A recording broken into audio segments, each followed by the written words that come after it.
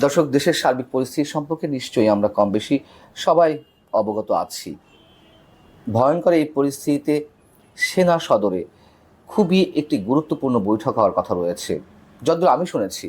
এবং সেই বৈঠকে বিশেষ কঠিন কিছু সিদ্ধান্ত আসতে যাচ্ছে। কি সেই সব সিদ্ধান্ত?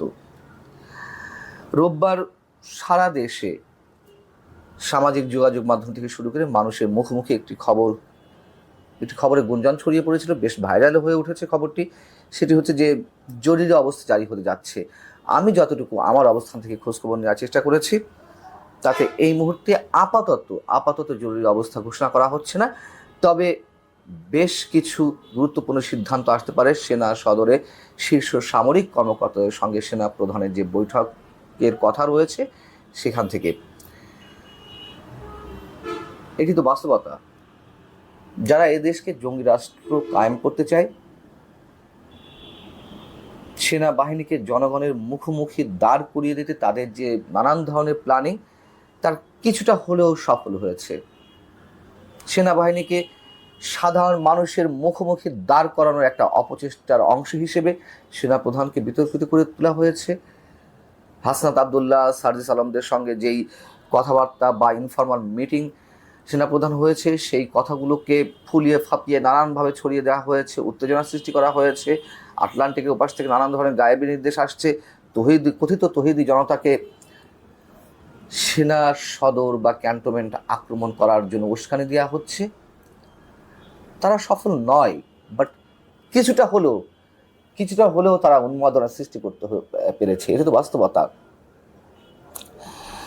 দেখুন, এটাও তো সত্য যে দেশের দুটি স্পর্শকাতর ইনস্টিটিউশন সম্পর্কে আমরা খুবই একটা সেন্সিটিভিটির জায়গা থাকতাম।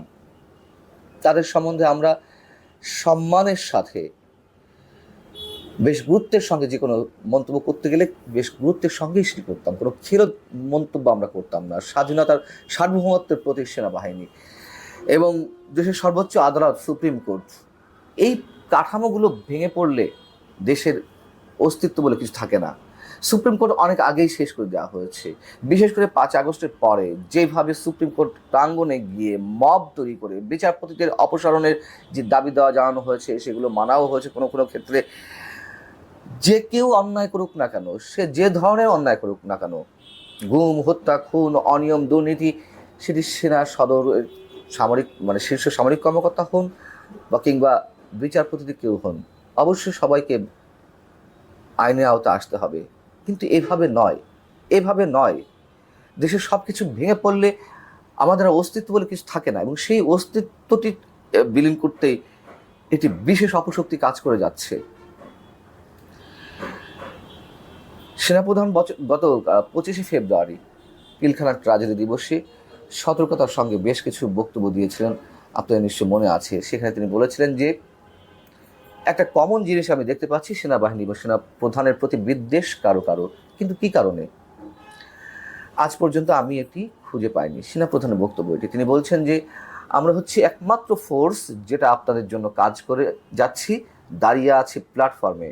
Of course navy and air force we all আমাদের সাহায্য করেন, আমাদের আক্রমণ করবেন না, আমাদের অনুপ্রাণিত করেন, আমাদের উপদেশ দেন, আমাদের প্রতি আক্রমণ করবেন না। বারবার তিনি এই শব্দগুলো উচ্চারণ করছিলেন। তিনি বলছিলেন যে উপদেশ দেন, আমরা অবশ্যই ভালো উপদেশ গ্রহণ করব, আমরা একসঙ্গে থাকতে চাই এবং দেশ ও জাতিকে এগিয়ে নিতে চাই। তিনি আরেকটা কথা বলেছিলেন, তিনি বলেছিলেন সতর্ক করে দিচ্ছি, পরে আপনারা আমাকে দোষারোপ করতে পারবেন না। উনি নানান পর্যায় থেকে সতর্ক করে দিয়েছিলেন। সেই জায়গা থেকে সময় এসেছে কঠিন সিদ্ধান্ত নেওয়ার, তার কারণ আমরা সতর্ক হতে পারিনি। অনেক বেশি খেলো করে ফেলা হচ্ছে সেনাবাহিনীকে, অনেক বেশি সাহস আমরা দেখিয়ে বিপ্লবী চেতনার বহিঃপ্রকাশ ঘটানোর চেষ্টা করছি। স্কুল পড়ুয়া ছেলে মেয়ে থেকে শুরু করে যার যেমন ইচ্ছে সেনাবাহিনীর সম্বন্ধে, সেনা প্রধান সম্পর্কে মন্তব্য করা হচ্ছে। হাসনাত না ওয়াকার, হাসনাত এই ধরনের ভয়ঙ্কর স্লোগান দেওয়া হচ্ছে। চিন্তা করা যেতে পারে হাসনাত আবদুল্লাহর সঙ্গে সেনাপ্রধান জেনারেল ওয়াকারুজ্জামানের তুলনা করা হচ্ছে, ক্যাপ্টেন হাসনাত বলে তাকে সম্বোধন করা হচ্ছে, মানে সেনা প্রধানের জায়গায় তাকে বসে দেওয়া হচ্ছে। ফাজলামোর একটা সীমা থাকে, সব কিছুর একটা লিমিট থাকে। সব ধরনের লিমিট আমরা ক্রস করে যাচ্ছি। এবং সেনাবাহিনী যদি প্রশ্ন করেন যে কেন সেনাবাহিনীকে গুরুত্বপূর্ণ সিদ্ধান্তে আসতে হবে, আমি অন্তত এই মুহূর্তে কঠিন কোনো সিদ্ধান্ত নেওয়ার পক্ষে। একজন নাগরিক হিসেবে দেশের স্বাধীনতার সার্বভৌমত্ব রক্ষার জায়গা থেকে যে আশঙ্কাগুলো আমাদের মধ্যে দানা বেঁধেছে, বদ্ধমূল ধারণার জন্ম দিয়েছে, সেই আশঙ্কা থেকেই আমি মনে করি সেনাবাহিনীকে তার যথাযথ রোল প্লে করতে হবে সমাজের স্বার্থে, মানুষের স্বার্থে, দেশের স্বার্থে। এবং সেনাপ্রধান 5 আগস্ট সেই কথাগুলো বলেছিলেন, তিনি দায়িত্ব কাঁধে তুলে নিয়েছিলেন, পরবর্তীতে তিনি সতর্ক করে দিয়েছেন। তার কোনো কথাতে আমরা আস্থা রাখছি না। এখন সেনাবাহিনী কি বিশেষ কারোর ভয়ে পিছু উঠবে, নাকি তাকে বিশেষ কারোর দালাল হিসেবে আমরা চিহ্নিত করব, সেই লজ্জায় সেই ভয়ে তারা চুপচাপ হাত পা গুটিয়ে বসে থাকবে? কোনোটাই নয়। আমরা চাই দেশের সাথে এই মুহূর্তে সময়ের প্রয়োজনে যা কিছু করার অবশ্যই করতে হবে। এখানে কোনো রাগ ঢাকের কিছু নেই। পুলিশের মনোবল ভেঙে তো দেওয়া হয়েছে, যেভাবে একের পর এক পুলিশ হত্যা করা হয়েছে, তাদের অস্ত্র কেড়ে নেওয়া হয়েছে। পুলিশে অনেক অপকর্ম ছিল, অনেক সদস্যের, অস্বীকার করি না, কিন্তু এই ইনস্টিটিউশনটাও একেবারে ভেঙে ফেলা হয়েছে। পুলিশের মনোবল এখনো পর্যন্ত চাঙা করা যায়নি।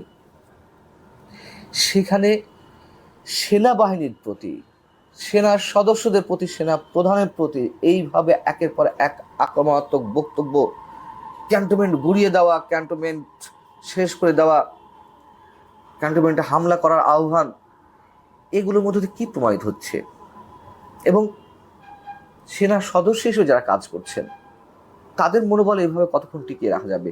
এবং পুলিশের মনোবল ভেঙে পড়াতে সারা দেশের আইন শৃঙ্খলা পরিস্থিতি কোন জায়গায় পৌঁছেছে সেটা দৃশ্যমান।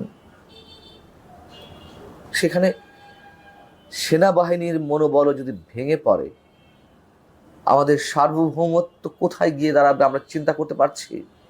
এবং যারা এইগুলো খুব প্ল্যান্ড ওয়েতে এগুলো করছেন, তারা তো বুঝে শুনে করছেন, তাই না? পরিকল্পনা তো এমনি এমনি নেওয়া হয়নি। পুলিশ শেষ, বিচারাঙ্গন শেষ, এখন সেনাবাহিনীকে শেষ করতে পারলে মোটামুটি তাদের উদ্দেশ্য সফল হবে। যুক্তির খাতিরে, তর্কের খাতিরে যদি আবারও সেই প্রসঙ্গ নিয়ে এসে যে সেনাবাহিনীকে বিতর্কিত করেছে কারা, হ্যাঁ প্রতিটি সরকার কম বেশি করেছে, হয়তো আওয়ামী লীগ বেশি করেছে, তার জন্য তো এটি নয় যে আমাকে সেনা প্রধানের প্রতিদ্বন্দ্বী বানিয়ে দিতে হবে। আমি কোথাকার কে? তার মানে তো এটি নয় ক্যান্টনমেন্ট গুড়িয়ে দিতে হবে। প্রকাশ্যে এসব কথাবার্তা বলা হচ্ছে। আমরা জানি না যে কি ধরনের সিদ্ধান্ত সেনা সদরের যে গুরুত্বপূর্ণ বৈঠকটি হওয়ার কথা রয়েছে সেখান থেকে কি আসতে যাচ্ছে। তবে যেটাই আসুক, আমার মনে হয় অবশ্যই আবারও বলি, সময়ের প্রয়োজনে কঠিন সিদ্ধান্তের প্রয়োজন রয়েছে সেনাবাহিনীর।